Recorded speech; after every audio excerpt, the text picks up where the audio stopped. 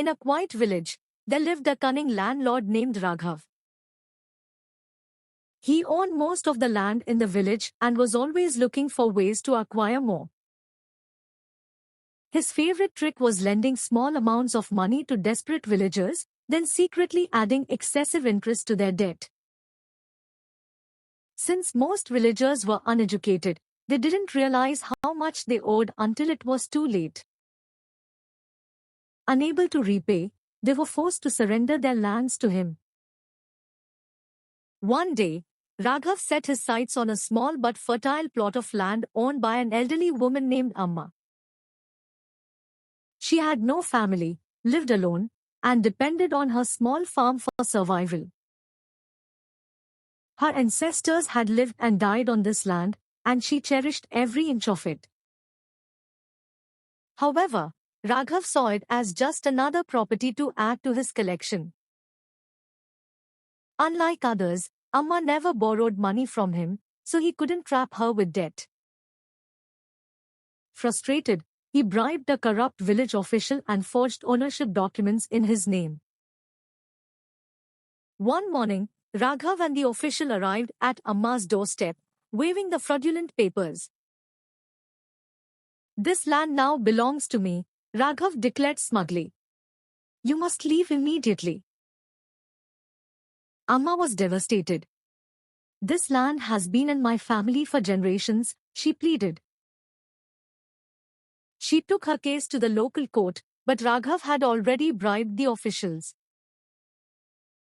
The judgment was passed in his favor, and Amma was ordered to vacate her home. Heartbroken, Amma packed her few belongings while Raghav and his men stood nearby, waiting for her to leave. Before stepping away, she turned to him with tearful eyes. "Sir," she said softly, "you have taken my land, my home, my memories. But I have one request. Please allow me to take a small basket of salt with me." Raghav, feeling triumphant, chuckled. "Go ahead, old woman. Take all the salt you want." Amma knelt down and filled a large basket with soil. She overfilled it to the point that she struggled to lift it. Then, turning to Raghav, she said, "Sir, could you help me lift this onto my head?" Amused, Raghav stepped forward and tried to lift the basket. But as he did, he smirked and said, "You foolish woman. You can barely carry a basket of salt. How do you expect to take it with you?"